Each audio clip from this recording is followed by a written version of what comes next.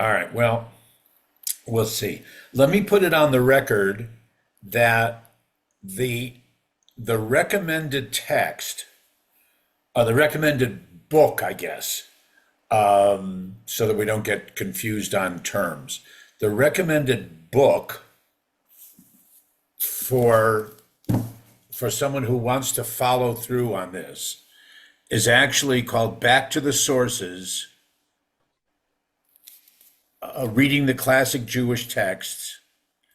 It's edited by Professor Barry Holtz, Holtz, who teaches, although I think he may have just recently retired, but he was a teacher at the Jewish Theological Seminary and also in the Jewish Studies program at Columbia. His real call to fame, however, is that he's married to the middle of my rabbi's three daughters. Oh, The rabbi I grew up with had three daughters. Sounds like a Broadway play, right? Okay, my three daughters, but and the middle one, who's a PhD in her own right, is married to Barry Holtz. So that's the book. It's much more extensive and going much farther than I assume that we'll be able to get to today. But if you really want to do some of your own study and follow through, that's the book that I would recommend. Okay, Kent uh, is you joining. said Les was asking, what is it called again? Back to Back to the sources. to the sources. Back to the sources, reading the classic Jewish texts by Barry Holtz, Holtz. Here we come. There's Kent. Not sure which Gail, because I don't see a picture.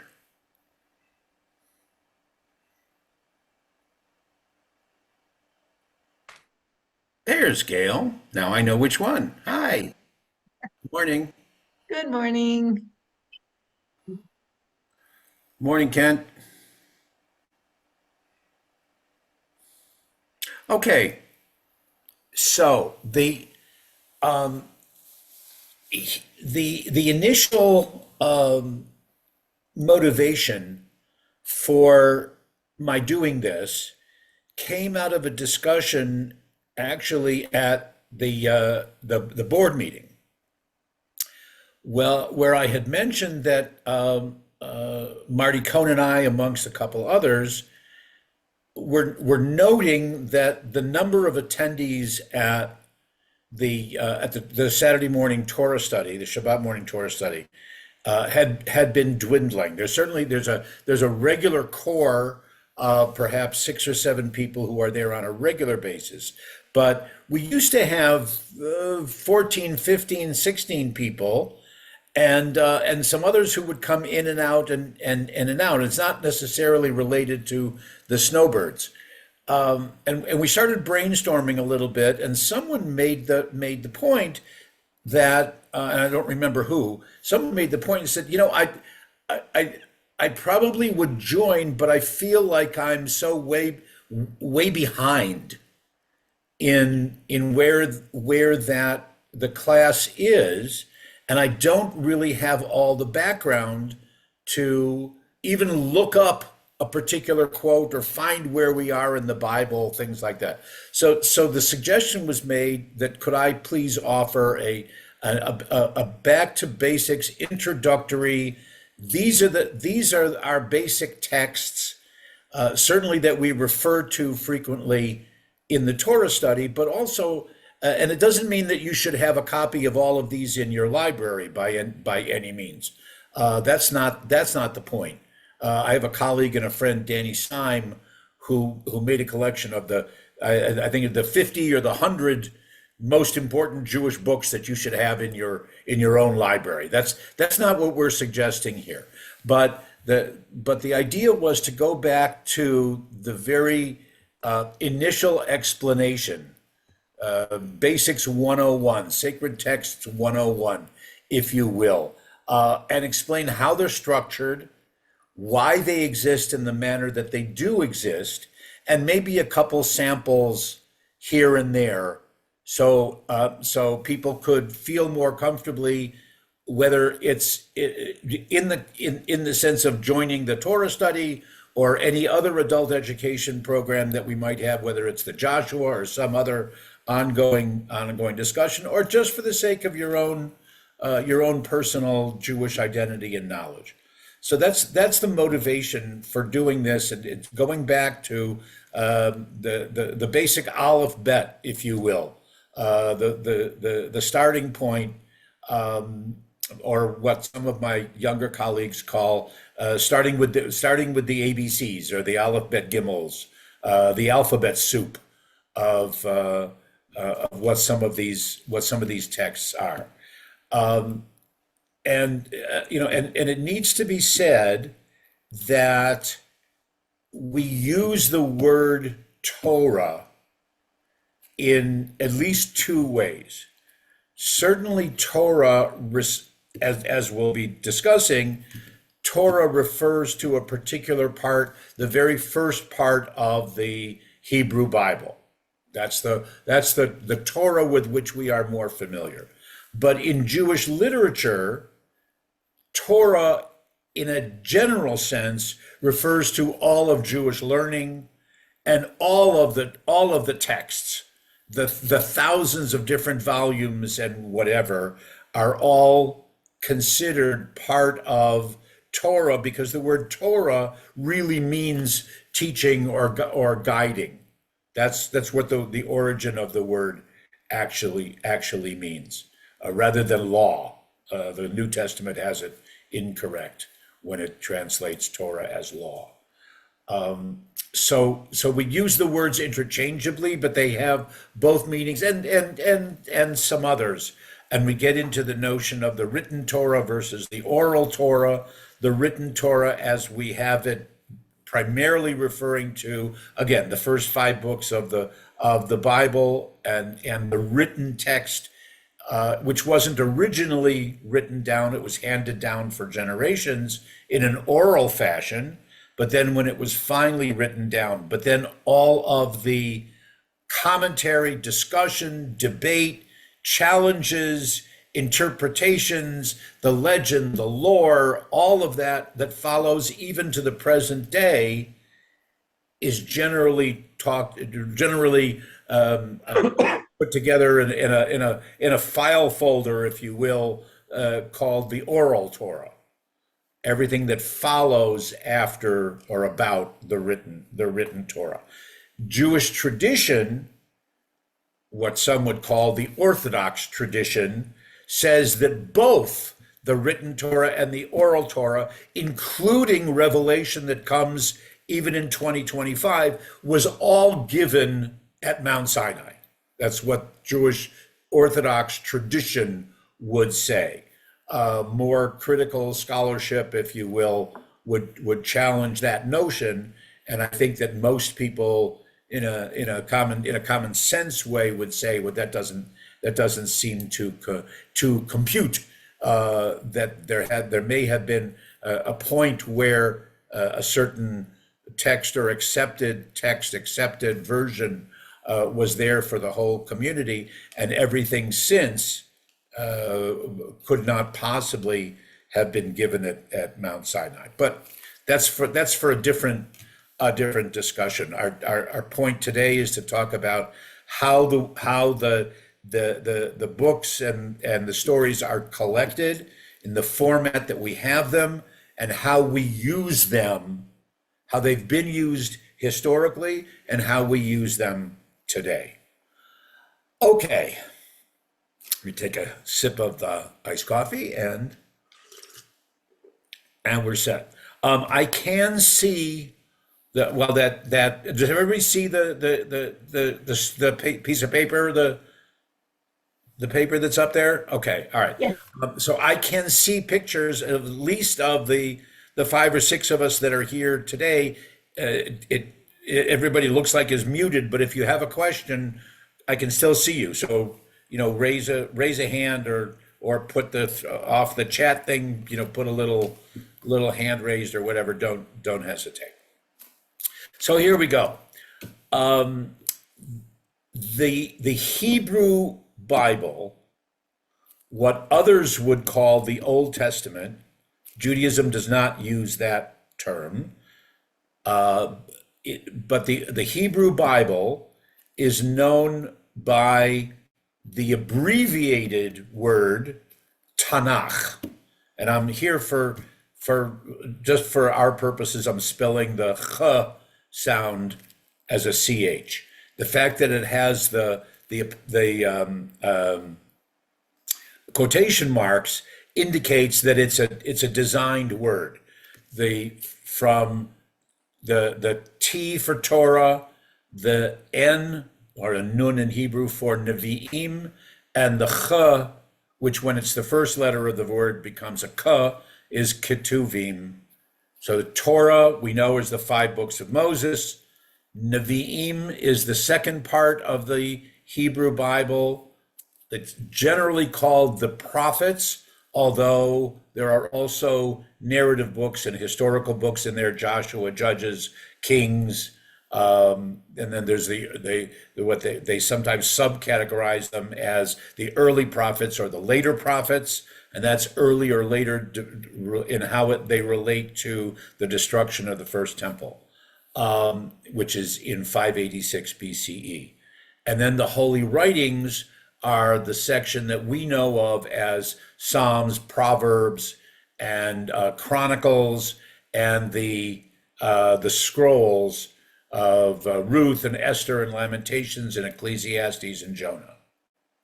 So that's the way the Hebrew Bible is structured, is set up. The 5 books of Moses first, then followed by the prophets and the other historical books, and then the Holy Writings. We admit, I didn't set this up, but it is admitted that some of those are out of historical chronological order. So we can't use the order of the 39 books in if you know the word canon, not the shooting canon, but canon that means the structure or the order of the books or of the rituals in any particular religious system. The structure cannot be relied upon to be historically or chronologically accurate. Okay, they tried more so to follow thematic progression rather than chronological, and collecting books that were similar, books or scrolls that were similar. They put them together, and that leads to a quotation that those of us who come on Saturday morning are familiar with. Rabbi Mary Fleming quotes it almost every week, that there's no present, past, or future in the Torah. But again, Torah here meaning in the larger sense, not just the 5 books of Moses, but through all the biblical literature, that you can't rely on a sense of chronological accuracy. Okay, all right.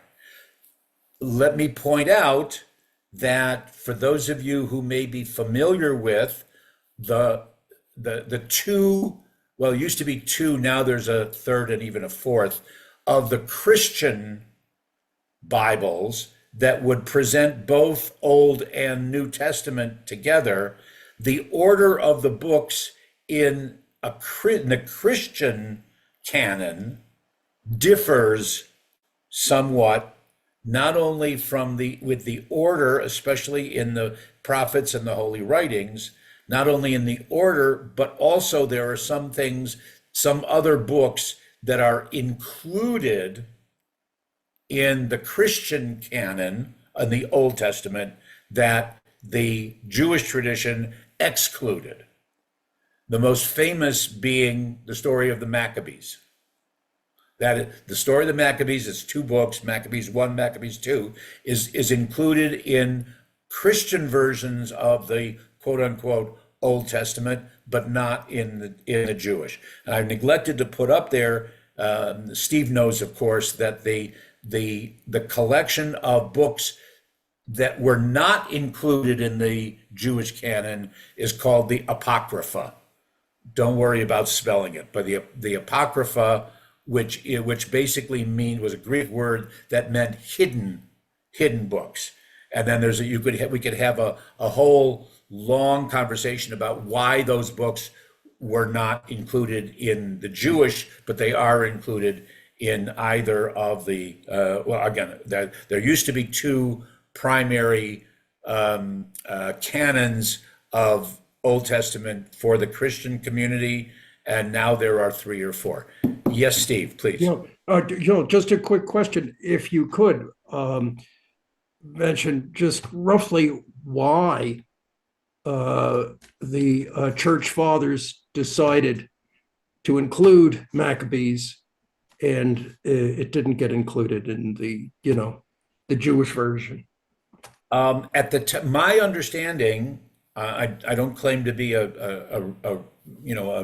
to use our word for less, I don't claim to be a mumcha about it, an expert about it, but my understanding is that the Christian community at the time when these books were being considered, they were much more approving of some of the historians like Josephus, Flavius, and whatever. And so they felt that there was much more accuracy, and it was important to include those accounts as helping to validate the prophecy and the coming of Jesus, et cetera, et cetera, et cetera. That's a very, very simple, one sentence answer to your question. Like I say, there's a lot that goes into it, but that's that in that case, that's what I was always told. And just offhand, could you mention some others that have been included from the Apocrypha? For example, in addition to Ecclesiastes, there's also a second one, a parallel book, Ecclesiasticus. And then there's the book of Jubilee, which I think actually there may be volume 1, volume 2, or section 1, section 2, the book of Jubilee. There are a couple others and we certainly, the Jewish tradition knew of them because they're referred to in later texts, but it's not given the same authority. So let me point out a side thing, because I use this phrase, proof text. Okay. The notion that with the prophets, for example, and then into the New Testament, which basically, again, much of the New Testament was written for the Jewish audience, not all of it, but much of it for the Jewish audience, recognizing that the Jews were familiar with biblical pattern and with the Torah and with so many of these teachings that have been, again, not yet written down, but that were part of the oral tradition of, storyteller, if you will, or what they used to call the metorgamon, more of like a translator who would summarize the Hebrew text for the people who didn't understand the Hebrew. They would put it into the native language of Aramaic or Greek or whatever it might have been. But in order to help prove is the best word, prove the accuracy of a particular prophecy, or the accuracy of a particular description of something that might have happened, whenever possible, and this is again the Hebrew Bible as well as the New Testament, they'll try to do something like, as it is said in the book of Samuel, or as it is said in the book of Deuteronomy, or as it is said, as God said in such and such and such and such, and you'll find that frequently, and that's another piece in that. With some of the Apocrypha, some of the books that were excluded from the canon is because they didn't have the powers that be, the sages didn't agree to the accuracy of the proof text. So that's something else. That's something else. Okay, so Tanakh again is the T for Torah, the Nun for Nevi'im, the prophets, and then the Ketubim, the holy writings. So talking specifically about the Torah, capital T, or Ha Torah, capital He, capital Tav. It's also known as the Chumash. You might see the connection there, that because Chamesh is the number 5. So a Chumash is a collection of 5. That's the five books of Moses. Is divided into 54 portions. Now, two other synonyms or two other words that are used in the Jewish tradition for a portion are a sidra or a parsha. And in Hebrew, a parsha is parshiot in the plural. Okay, so, but there are 54 portions that were set out by a group, and we don't know that much about them, but they're called the Masoretes. Masoretes is a title that basically would mean traditionalists. Okay, it also probably meant the authoritarian figures, or the sages, or the most knowledgeable, the scholars, whatever. We're not aware of any particular study process. They didn't attend a certain school. They weren't given any, like I was ordained as a rabbi 50 years ago. We're not aware of any particular ceremony in which Jonathan was named a Masorete. Think of it more like a guild, or those who had a particular skill, certainly in knowing the Torah, understanding the Torah, and whatever. And there are legends about them, but nothing that is officially concrete in how they were chosen, or what their process was. It's all legend and story. But the text that we have, for all intents and purposes now, and that we've had for a couple thousand years, of the Torah, is called the Masoretic text, because they were the ones, and we can't pinpoint a specific date, but they were the ones who decided and agreed upon, and when the legend is they agreed upon it universally, that this is where, you remember that the Torah, because early Hebrew, like other Semitic languages, was written without vowels, without any punctuation.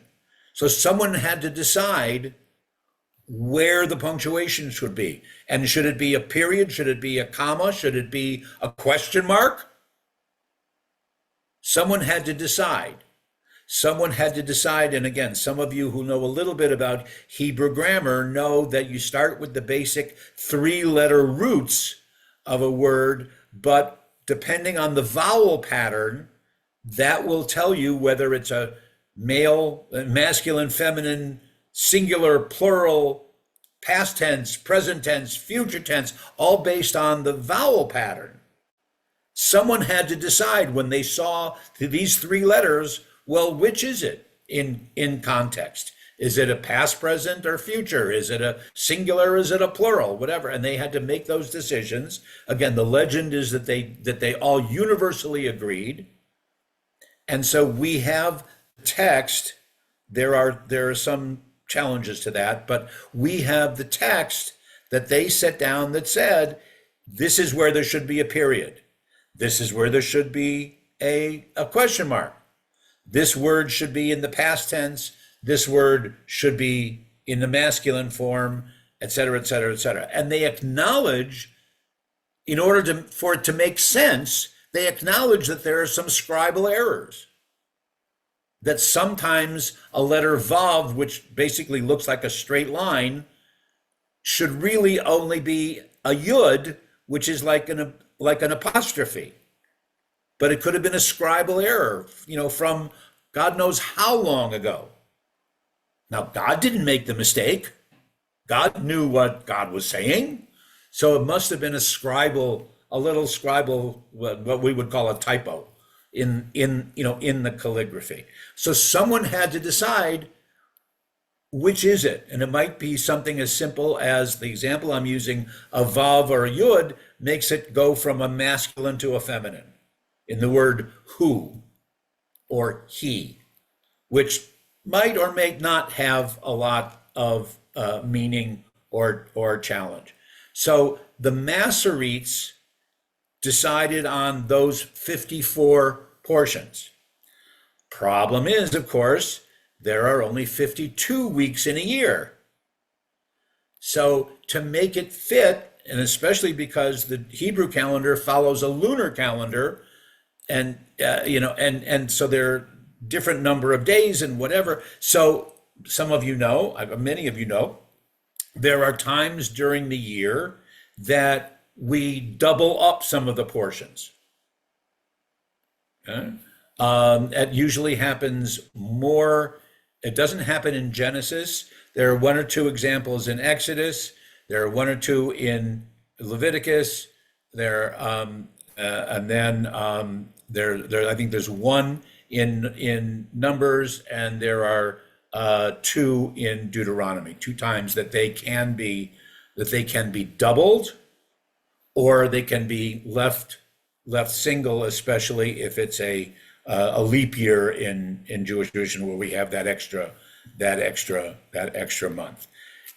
Early Judaism, and by early I'm saying up until the 1600s at least, early Jewish tradition knew nothing of what we would call chapter and verse.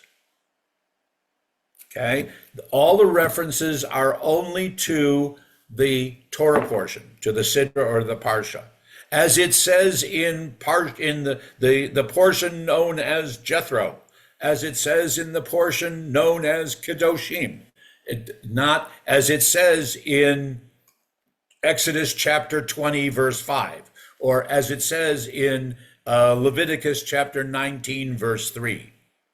We know nothing of that throughout all of the early years and all of the classic commentaries and everything until the 15th, 16th century. Okay. However, now most of Jewish literature that has a biblical base will use the chapter and verse. There are some minor differences, and you can see them if you compare the listing of the 10 Commandments, for example, that's in chapter 20 of Exodus. If you look at how the verses are numbered in a Jewish text as opposed to one or the other of the main Christian texts, there are some minor deviations in some other places throughout the literature in the Bible and in the Torah especially. But now, if you look up in any kind of a journal and any kind of an academic article, it will say Exodus chapter 20, verses 3, 4, and 5. Whereas up until the 14th, 15th century, if you were looking at a similar kind of comment, it would say, it wouldn't give the verse. It would just say, as it is in the book, in the portion of Yitro, whatever, and they would give like the first one or two words, maybe even with quotation marks or written in a different font. They actually had different fonts in the classic commentaries. You have to put on your reading glasses to be able to see most of them. They're very, very, very small print. But there are different fonts, especially like if they're giving a quote, but they wouldn't give the entire quote. Like today, we would just say, CF period Exodus 20 verse 3, right? In the later the text that I will be talking about later, if they were giving a reference, or as I said, a proof text, and they would say, look at there's something about the Ten Commandments. Look at the Parsha Yitro, the portion known as Jethro, and they would give the first couple words of it, again, perhaps in a different font, because the expectation was that people were familiar with it. Everyone was literate, even the women. There was the expectation that people knew if they were given the first several words. If I started saying, V'ahavta et Adonai Elohecha, most of you would be able to continue on for another sentence or two without even thinking about it. That was their expectation when they made their comments earlier on, that people were that familiar with it. Okay. Now, also, parallel to the Torah reading that was assigned thousands of years ago, that was assigned for in the particular calendar, so that and it goes, as opposed to in the Christian community where each individual Sunday for Sabbath worship, they will say, well, this week our biblical reading, or they have other words that or titles for it, but our biblical reading might come from the book of Jeremiah. The next week it might come from the book of Numbers. The week after that it might come from the book of Judges. The week after that it might go back to the book to something from Joshua or Genesis or whatever.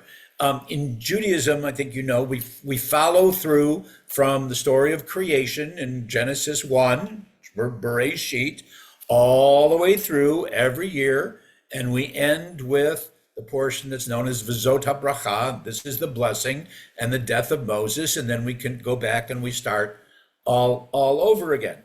The portions remain the same in the same order, year after year after year after year.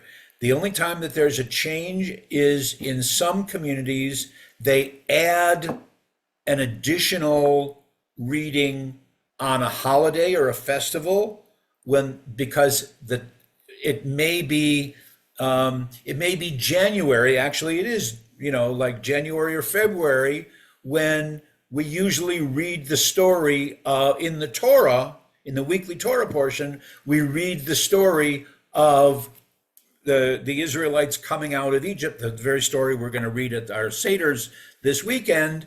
That comes in the Torah portions. It comes in January or February. Okay? So on the Shabbat and during the week, when the holiday comes about, in addition to the weekly portion, they may also read a little selection of the portion from the Torah that talks about the particular festival. So when we gather together again on Saturday morning, the 19th, which is the last day of Passover, we will read, even though it's not in the normal order of our Torah readings, we're going to read about the Israelites crossing the Sea of Reeds. Okay? Because of the connection to the holiday. All right. Also, the tradition is and many of the home Bibles, the Tanakh, the Hebrew Bible that you might have in your own library, some of them, if it's structured as it shows the Torah portion, and then it'll have the Haftarah portion. Others will have all the portions in Genesis, and then all of the Haftarah portions in Genesis printed there before you go on to Exodus. So sometimes it gets confusing to be able to find the right page. So you have to know which way Donna's not. So sometimes you have to know exactly which way your book it is ordered. The Haftarah, frequently incorrectly pronounced as Haftorah. Okay, it's or Haftorah. It's not a text from the Torah. Okay, Haftarah is a Hebrew word literally that means supplement. It's a reading that's added on.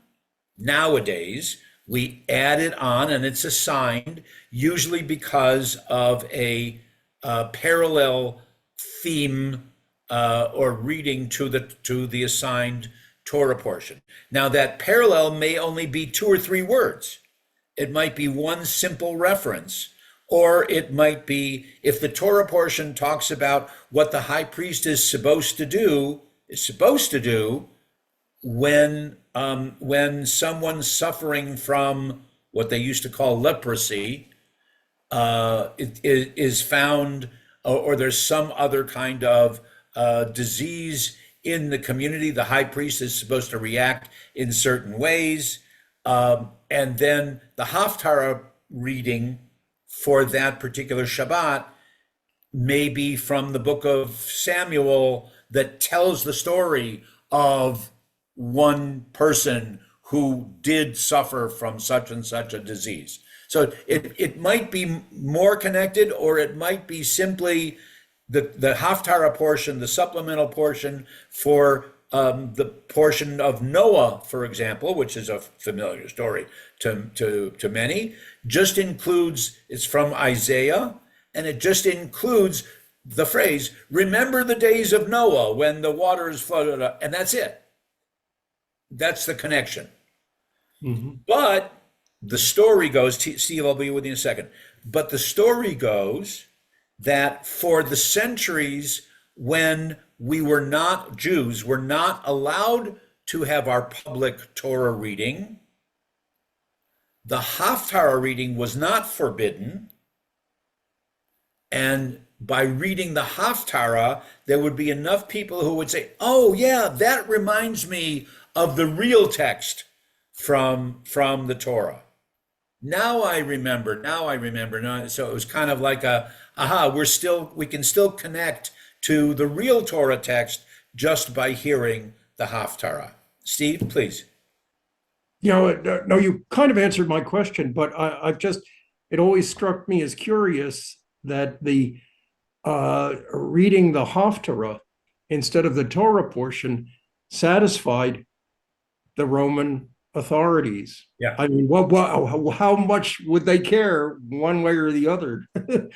Whether it was still, practice of, Judaism, which is what they were trying to really suppress. So it doesn't necessarily make sense, but that's what we were always taught. Again, I'm sure that further deep research could say something else.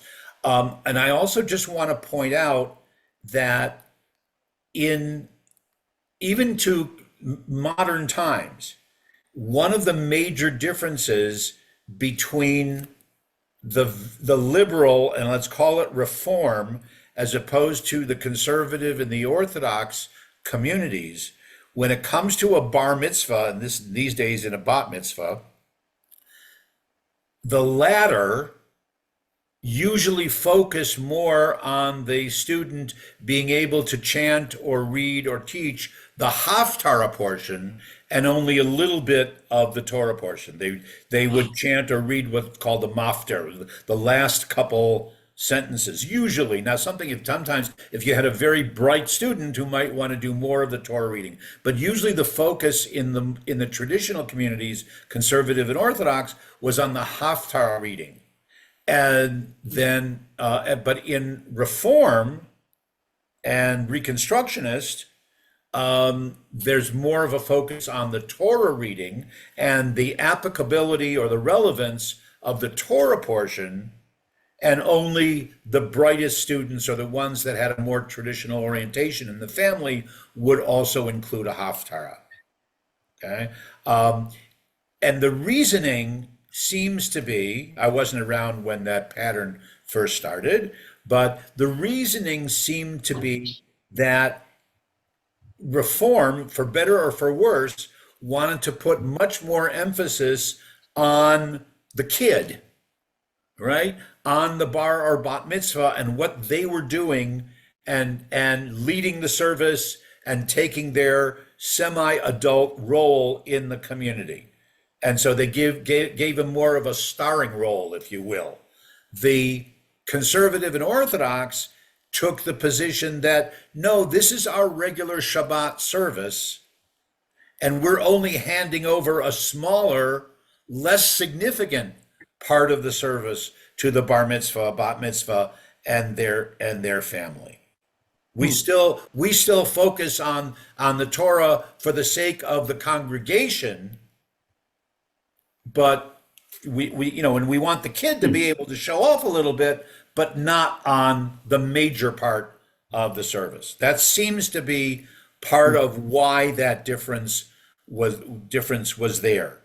Yes, Steve, go ahead, please. Yeah, just my own experience, what my dad has told me about his bar mitzvah, which was in a little Orthodox, shtibel in Asbury Park, I guess, New Jersey. They actually, it was generally on a weekday, and on one of the weekdays where you read the Torah. So I guess they weren't necessarily reading the Haftarah.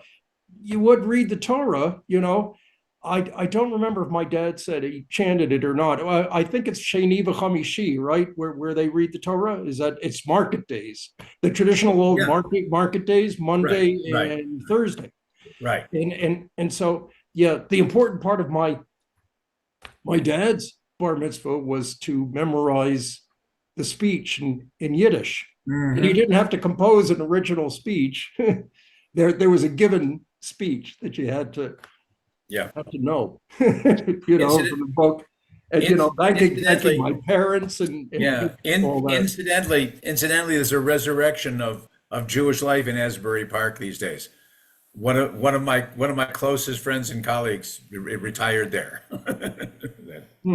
Okay. Anyway, all right, move on. Now, can we move on? Does anybody have any other questions? Gary Milton, we didn't get to say good morning. Welcome. Okay. All right. Anybody have any questions, or else we'll move on? All right. So when we talk about Torah, and I think everyone knows, that magic number of 613, right? There are 613 mitzvot. There's 613 commandments. There's some discrepancy in whoever's making the list, but the number everyone agrees upon. That's 365 no-nos and 248 positives. Yes, that you musts. 365 you thou shalt nots, and 248 thou shalts. However, they are in no particular order. Yeah, you may have 2 or 3 of the mitzvot as they are in the Torah. You might have them about Passover. They might be in the same paragraph. Some of the mitzvot about sacrifices might be in the same paragraph, but usually they're in no particular order, spread out through. Well, there are very few of the mitzvot in Genesis, but throughout the entire Torah, all 613. the question came, wouldn't it be helpful to have those mitzvot written down somewhere in an order, so that if I had a question about the mitzvot, now I'm talking about more than 2,000 years ago. If I have a question about the mitzvot about Passover, if I had a question about the mitzvot about Yom Kippur, if I had a question about the mitzvot about certain of the sacrifices, which, of course, since the year 70, we can't happen. But hopefully you get what I'm saying.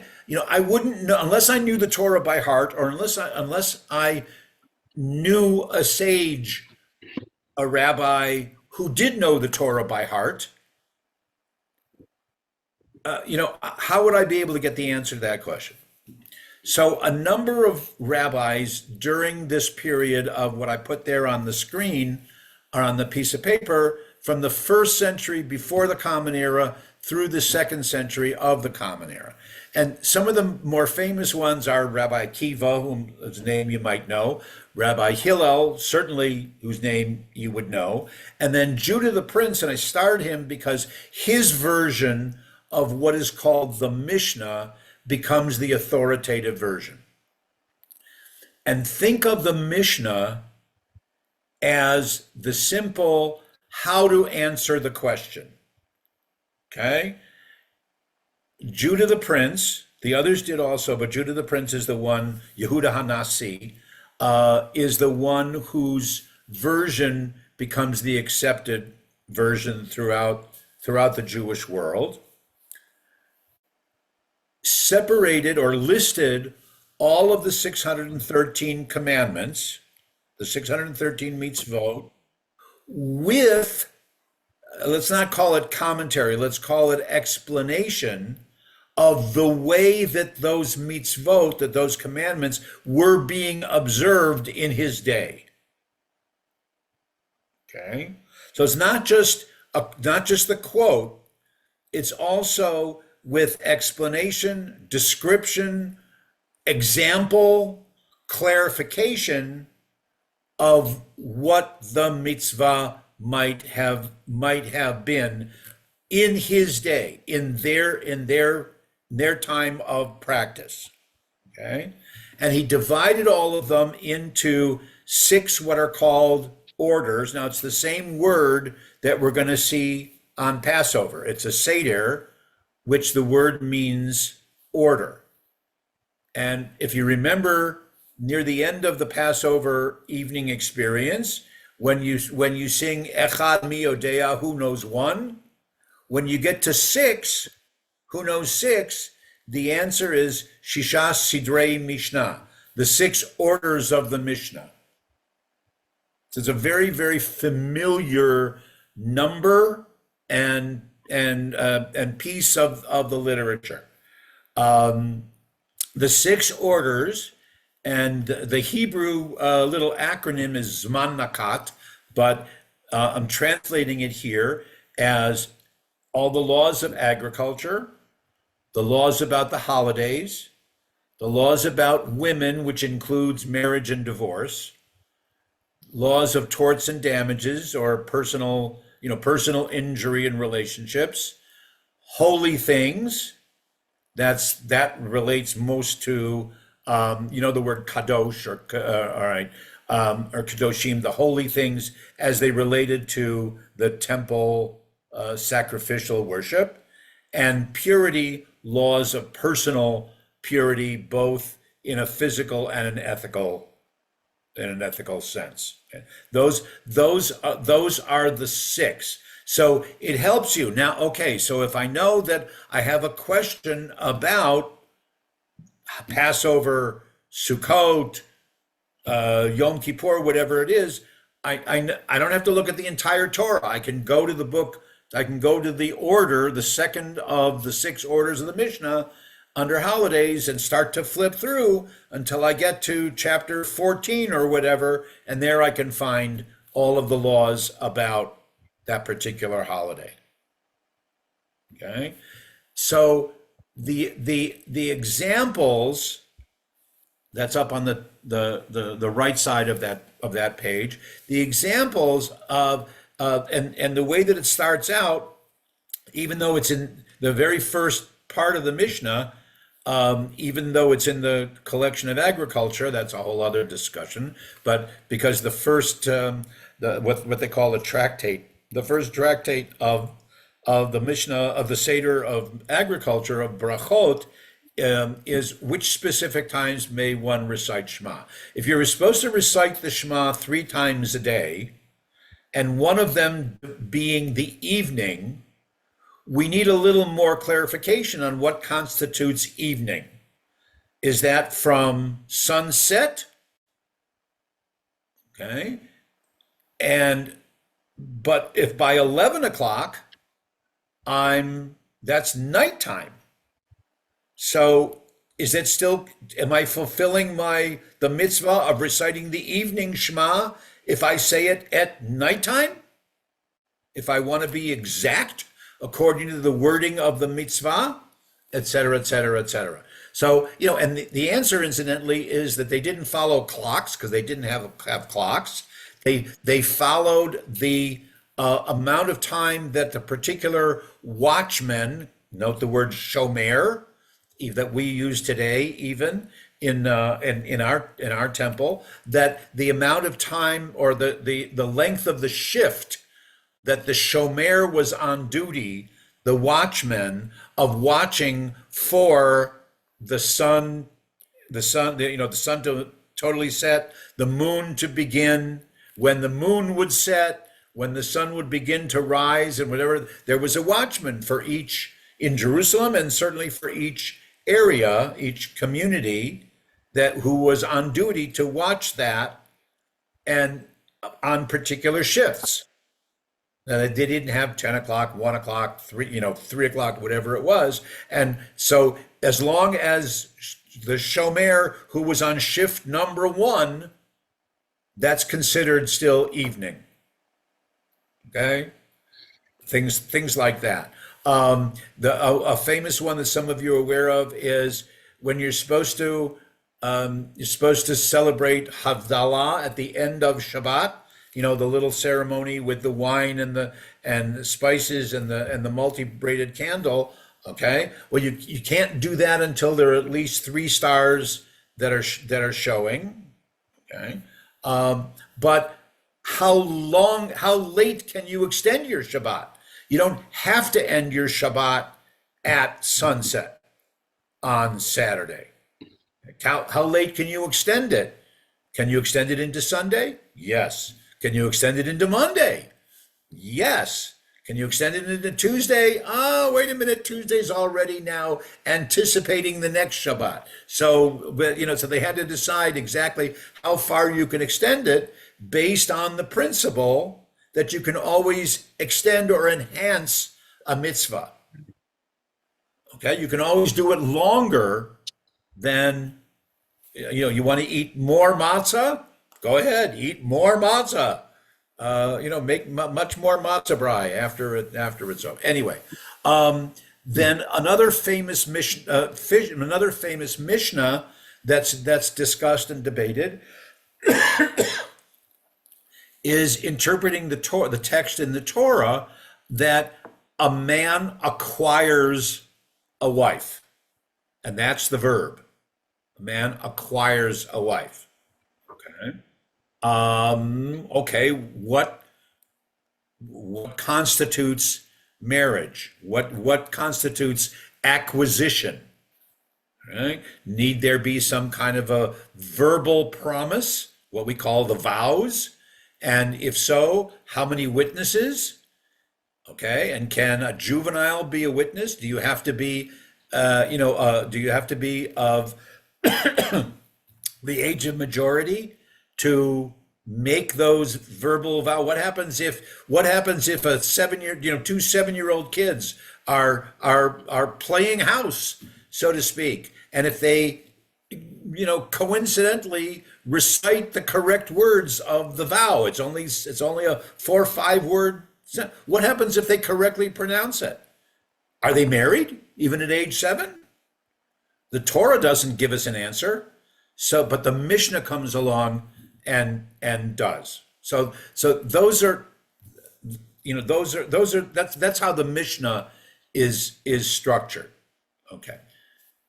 Kind of a sidebar to that is there are 2 other collections of material that are from the same time period as the Mishnah. And sometimes you'll see them collected in the same in the same book, in the same volume, or sometimes there'll be a separate volume. There's a collection known as the Tosefta. And again, if you've gone to Israel and you go into a restaurant, you're familiar with the word Tosefta, because if you order your main course, they'll ask you which Tosafot do you want? Which supplements do you want to eat? Do you want chips? Do you want fries? Do you want rice? Do you want do you want vegetables? Do you want a salad? So the Tosefta, which is an Aramaic word, not a Hebrew word.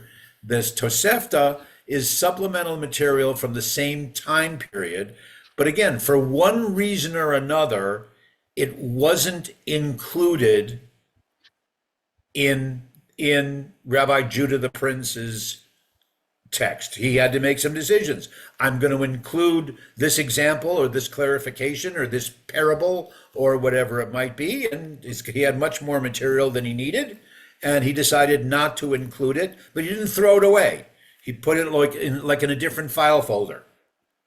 And here's that collection of all the other file folders. Some of it is very helpful, and very insightful for scholars looking back upon that time period, and some of it is just totally extraneous.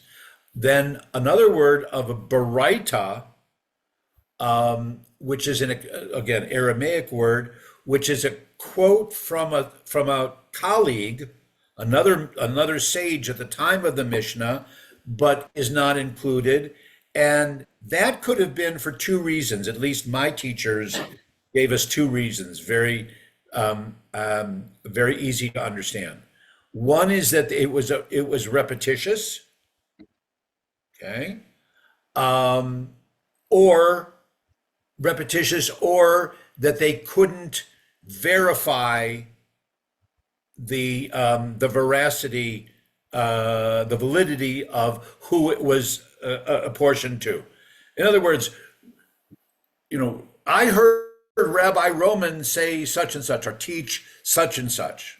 Okay, but there was enough question as to whether Rabbi Roman really was the one who came up with that notion, or if Rabbi Roman had heard it from Rabbi Levine, who heard it from somebody else, who heard it from somebody else. And we don't want to put it in the Mishnah, acknowledging it to Roman, if we're not sure that he was really the one who said it originally.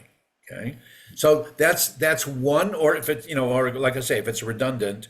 Or the other is just if Judah the Prince, who it was a political position as well as his scholarship, he probably had certain people, certain colleagues who he didn't like, and didn't want to include them in his text for one reason or another.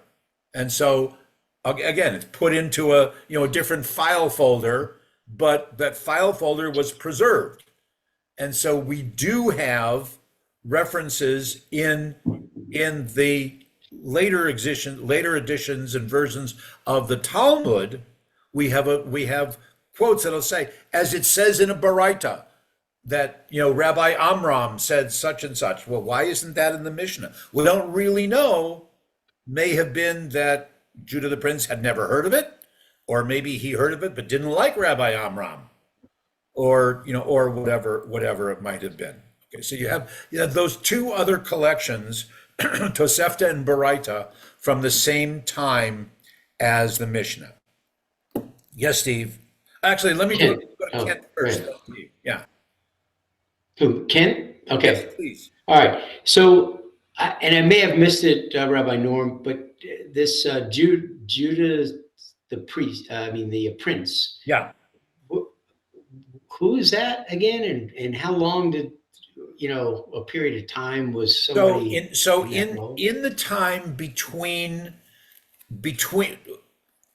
um without going back into all the history, but after the Babylonian exile, 586, um, under Persian rule, time of the that we just celebrated with Purim. Okay, so some of the Jews stayed in Babylon or in Persia. Some came back to Jerusalem and that area and rebuilt the temple and reestablished that whole pattern. Okay, in the first and second centuries BCE as well as CE, in the academies, in the study academies, and in the we'll call them guilds, like I say, of the scholars, of the rabbis, whatever. There were two political titles. There was the Rav, or rabbi, and there was the Av Beit Din. The Rav was the one who was responsible more for the teaching, the exposition of Jewish practice, and then the Av Beit Din was more like the Supreme Court justice, the one who would resolve disputes. Okay, they weren't necessarily. Sometimes they were, what's the right word? Family dynasties in that position, and sometimes they were political appointments. Okay, Judah is usually referred to in Hebrew. It's Yehuda HaNasi. It's Judah the prince. Okay, but he functioned in that role as the Rav, as the rabbi of the community, the chief. Today we would call the chief rabbi. He had the title Nasi, which today we use as president. Which why we don't usually refer to him as, he wasn't Judah the president, because that leads into all kinds of different things. But his scholarship was accepted as being the primary voice of Jewish tradition at the time. Okay, thank you. Okay, does that help? Yeah, but what was the other political title, Ben? The Av Beit Din would be father of the court. Okay, got it. We would call the Supreme, the head of the Supreme Court, kind of thing. All right, thank you. Steve, did you have something? Yeah, I just wanted to, and I understand Baraita, technically that's a Aramaic word. Sometimes Right. Aramaic words have some similarity to Hebrew. If you could just get, what's the basic word there? What does that really mean? Well, the ta ending in Aramaic is the definite article. So the baraita. So it's I forget exactly. I think it comes from the barur. What we would say in Hebrew. Oh, okay. Barur, Okay, to to clarify. Oh, Yeah, okay. yeah. Okay. I'm pretty sure that's it. I'm not No, that would make totally sense. confident, but Yeah. and the ta ending, like if you think in the Kaddish, which is the prayer that's in Aramaic, that most people are familiar with that pattern. So tushbichata v'nechemata, the ta ending is the definite in Aramaic, is ha at the beginning of the word in Hebrew. It's the definite article. Okay. Okay, all right. Okay, so again, just to throw out, so two terms, halacha, that we start to use as of the times of the Mishnah. The halacha is that's Jewish law. It's the correct way. Comes from the word that means to walk or to go on the way. So this is the proper way. And the opposite, speaking of the literature, is Agada. It's related to again, what we're going to use on Saturday night and Sunday night, the Haggadah, okay? But Agadah is a telling, it's an interpretation, it's Lord's parables, it's allegory, okay? And in many ways, because it comes from the same time period, in many ways, the New Testament, the gospel writers are writing Agadah. Okay, they're telling stories and parables and allegories about, try to add lessons onto the historical story. Okay, when you take the Mishnah as it was in the 2,000 years ago, and of course, what was it? Manny Shaham said yesterday, you have two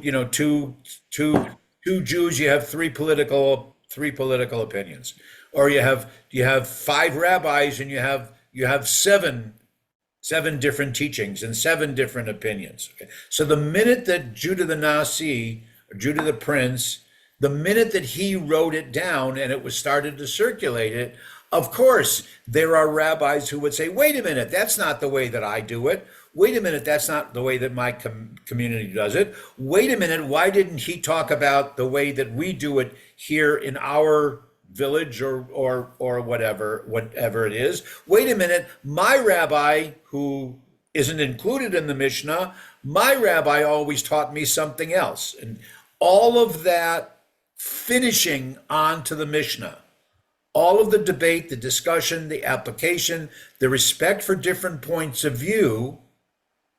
Okay, when there was argument, but it was respectful argument. Okay, and majority and minority opinions are there. All of it is included. It's like there was a stenographer at every single debate, every single classroom, every single Torah study session. Someone was writing down every word. Every word. Now, obviously, that didn't happen that way, and there were words that were missing, and there was thoughts that were just assumed that everybody knew what we were talking about. And as I mentioned before, with proof texting, all they had to do was just say the first couple words, and everybody else knew exactly what the rest of the paragraph contained. Okay, so that's what Gemara, which is the Hebrew, an Aramaic word that means to finish. All right. And the Mishnah and the Gemara, when they're printed together, that's what we call Talmud. Okay. So picture a blank page. I was going to do a diagram, but I figured we had enough here. Picture a page of paper, and in the middle, in very bold, dark print, would be the quote from the Mishnah, the 3 or 4 sentences, whatever. Okay. And then there would be the major, still in the middle of the page. They would continue with the major discussion or interpretation or argument, or if the Mishnah referred to a particular quote that wasn't so familiar to people, the Gemara might add the entire biblical quote right there. And that's kind of in the middle of the page. And then all around the outside of that bold print quotation, all around the outside are the different further commentaries by later rabbis or scholars from 10, 50, 100, 200, 500 years later, participating in the debate. Okay? And it just goes on and on and on and on and on. So the Mishnah, as we had it, is 6 relatively thin volumes of a book. The Talmud, as it is from the way it was first printed in the 1500s, is the size of it, and I can say it to this group, can't say it to my younger students, It's the size of an Encyclopedia Britannica. Okay? That I have two different sets of it at the temple if anybody wants to see it. Okay? There are both Babylonian and Jerusalem, they call the Jerusalem or the Palestinian Talmud. They're two different versions. About 2/3 of the contents are the same, and 1/3 is different because of the different communities and different geographic locations and different applicability. So that's where you get into things like, again, we're going to encounter next week that you have what later become the Ashkenazi versus the Sephardic. But is it okay to eat rice on Passover? And is it okay to eat this? And is it okay to eat this? And when you go to questions of marriage. Okay, a Jewish marriage, according to the Talmud, was always supposed to be held outdoors under the open sky, and in the evening time, so that the officiant could always say to the bride and groom, "And may you have as many children as there are stars in the sky," and da da da da da. But what happens when they started to live in Minsk and Pinsk and Warsaw and you can't start having weddings outside because it's snowing? Whatever. So they had to make some different changes in the different versions, like I say, Babylonian and Jerusalem, for the issues of their time. Okay, as opposed to the way that a book is laid open in front of us, and if you're going Hebrew style from right to left, so on right might be page 15, and on left might be page 16. It doesn't do it that way, okay? It's going to be page 15 has an A side and a B side. Page 16 has an A side and a B side. Page 17 has an A side and a B side. Okay, so you need to know that if you're ever looking up a particular quote. And that's the way that it would show out of the 70 some, again, they're called Masechtot, the 70 some tractates of the Talmud, and they follow the same 6 orders of the Mishnah. Okay, so but if you're looking up something, it might say Kedoshim, that holy things. The quote is on 16 Kedoshim 16a or 16b. So if you see something like that, I don't remember if I gave an example here. Let me look to the next page. Is that, Steve's got to do it, huh? Les has to do it. Okay, all right. So, but if you saw the reference in a Talmud, it would have the name, it'd be like Yoma, which is the book about Yom Kippur. Yoma 32a, or Rosh Hashanah 27b. And that's how you know that it's a Talmud kind of reference. Okay. Let's go on quickly. I'm going to be a little bit time conscious. Then there's a whole other category of literature, and this is my favorite. I admit that this is my favorite. This is what's called midrash. Comes from the word that means to seek or to explore, and that's filling in the blanks. That's resolving the texts of resolving conflicts. And it's not, yes, you can have some midrash halacha. Yes, you can have some midrash that leads to legal interpretation, but it's usually midrash agada. It's usually, like I say, legends, lore. It leads more into sermons and into explanations, which might be fun.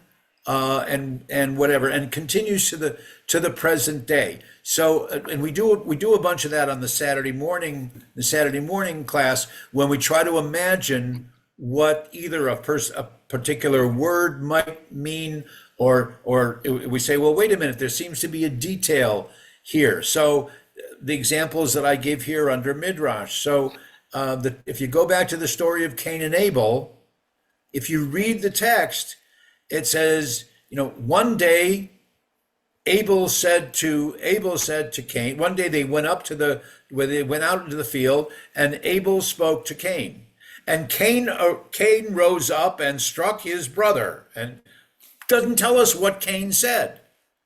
So we can either in a cutesy kind of way or in a very serious way, we can try to figure out with what we know about Cain and Abel and Adam and Eve, we can try to figure out what was it that Abel said to Cain that provoked Cain to rise up and slay his brother. For example, go to the story of Abraham and the binding of Isaac. Okay? Did Abraham wake Sarah up and say, incidentally, I heard this voice from God, wants me to take Isaac up to the top of the mountain? Did Abraham even tell Sarah? And if not, why not? And if he did she agree or did she disagree? What was going on beforehand? What happened in the immediate chapter beforehand? Did that have an impact on whether or not Abraham told Sarah or what she might have responded with? Example. And that material there's no one book of Midrash. They can have an entire library full of Midrash. And one of my favorite professors and a close personal friend, I cite his stuff all the time, Norman Cohn, who just retired as the professor of Midrash at the Rabbinic School in New York, has a number of books on leadership lessons from the Midrash of how different characters in the Torah responded to their questions of life. Elie Wiesel does a lot of, passed away, does a lot of Midrash. Cecil B. DeMille's movie, The Ten Commandments, could be seen as entirely as Midrash, as he told the story of the Exodus in the way that he understood it. Okay, there's no indication in the Torah text that Moses had a thing for Yul Brenner's for the Pharaoh's daughter, and that Moses and Yul Brenner were competitors for, and it wasn't Nefertiti anyway, but that Moses and that Charlton Heston and Yul Brenner were competitors for the same woman. There's nothing in Torah that tells us that, but the movie does, and then so it's Midrash and makes it either more understandable or more relevant or more acceptable to people. Okay, so that's Midrash. Then I want to go back, and the sample text that I give here, if we had a lot more time, we could play with it. But I just wanted to use this to show you how the process goes through. Okay, so we go back to a sample text, and it comes from the Torah portion of Mishpatim, which is the portion right after Jethro, which has the Ten Commandments. Okay, all right. Again, the traditional Jewish community wouldn't identify it as Exodus 22 verses 6 through 14. It would just say, in the portion known as Mishpatim, you can find this particular quote. Okay, all right. When a person gives money or goods to another for safekeeping, when they're stolen from that other person's house, if caught, the thief shall pay double. Okay, and then it goes on. If the thief is not caught, ... All right. So very simply, just what we call the pshat, what we call the simple thing. Okay. So I'm going out of town. I've asked Wayne, my next door neighbor, to hold on to my snowplow. We don't need it in the desert, but you get the idea. Okay, I've asked him to hold on to my snowplow. Okay, but while I'm gone, someone stole it from Wayne's house. Right? If the thief is caught, he has to pay double. Why? What's the double? Simply, who can give me an answer quickly? 2 snowplows. Well, I don't mean, but who does he pay it to? Both the original owner and the person who was holding. Exactly. He gives me, Right. he gives me a penalty, and he gives Wayne a penalty. Okay, that's simple. All right. When a person gives to another any animal to guard, all right, for pay. So I'm now saying to Wayne, here's the ox that I use to pull my plow, okay? And I'm going to pay you $1 a day to watch the ox. But while I'm out of town, the ox dies or is stolen away, but there's no one around. There's no eyewitness. Wayne has to come before God or into a court and swear an oath, and then God decides whether Wayne owes me any money, has to pay for the ox, whether he just has to return my $1 a day, or whatever it is. Okay? All right. When a person borrows an animal, so Wayne came to me and says, Rabbi Norm, I have to plow my driveway. Can I borrow your ox to use it with my plow? And while he was doing that, the animal died or broke its leg. Okay? And I wasn't around. Wayne must make restitution. Wayne owes me. But if I was watching, if its owner was with it, if I was watching Wayne use the ox and plow, no restitution need be made. Okay? But if it was hired instead of just borrowing, then, and he can't complete his plowing of the driveway because the oxen broke his leg or whatever. Payment is due. He still owes me the money. Now, okay. Now, those could be relatively clear, explicit, or we can start to argue about it.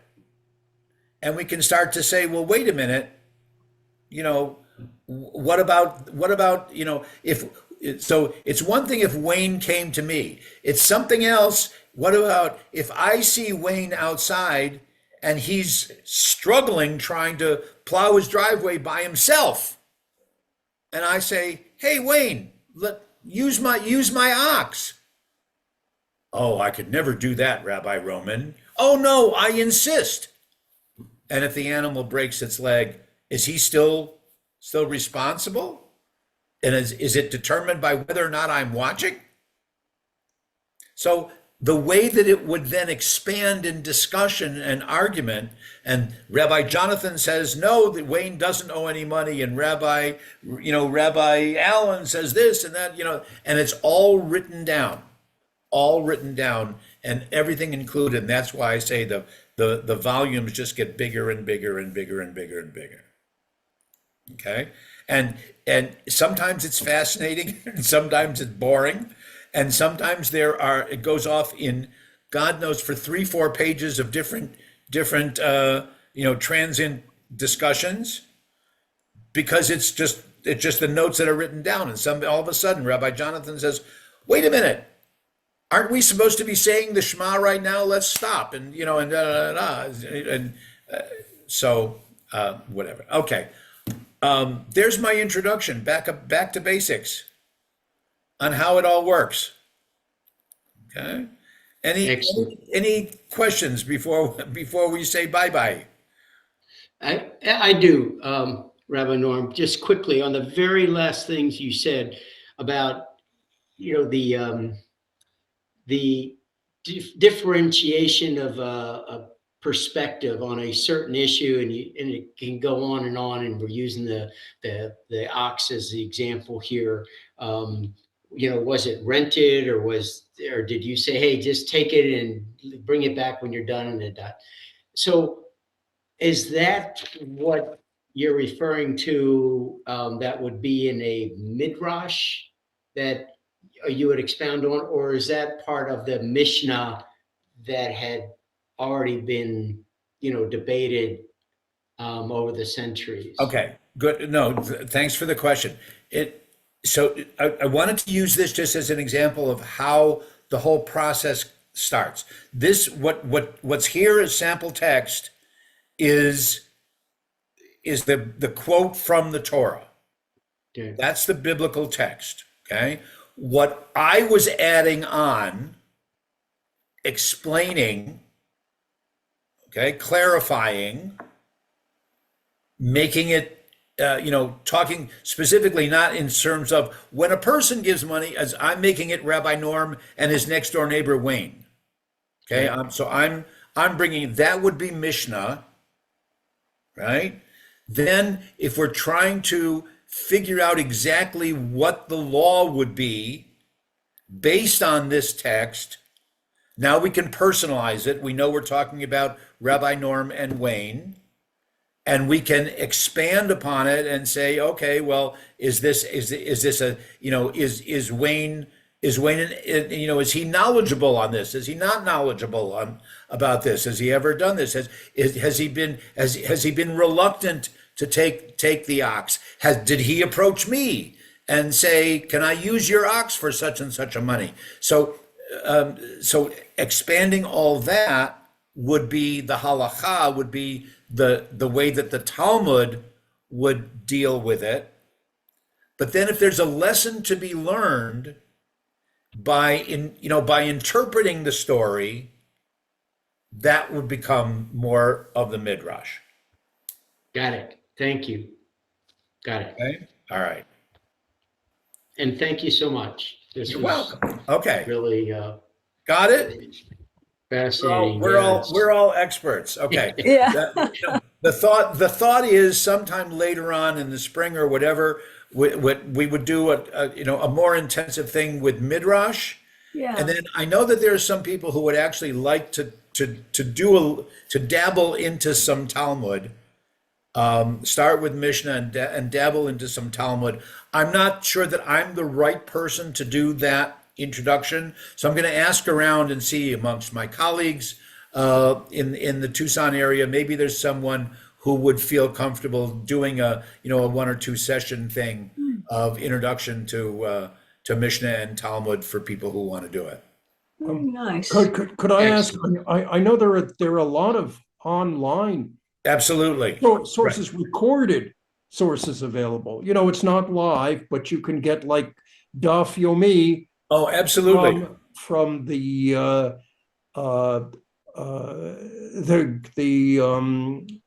chief rabbi of the Commonwealth, Suit's cousin. Yeah, Mervis. There are all kinds of things. Is there any of those that you particularly, off the top of your head, recommend? Also, Chabad, I think, has Right. it. Not necessarily off the top of my head, but I can do a little bit of research and suggest that the point doesn't necessarily have the interaction, Yeah. Yes. Great. which we like, but I'll try to make some suggestions. Yeah, we like it a lot. Listen, again, Okay. Thank you so much. All right. Thanks, Thank you, everybody. Everybody, Thank we'll see you you. later. Have a Thanks Chag now. Sameach. Appreciate it. Happy Passover. Yes. Chag Sameach. Thanks, Les. Yeah. Yeah.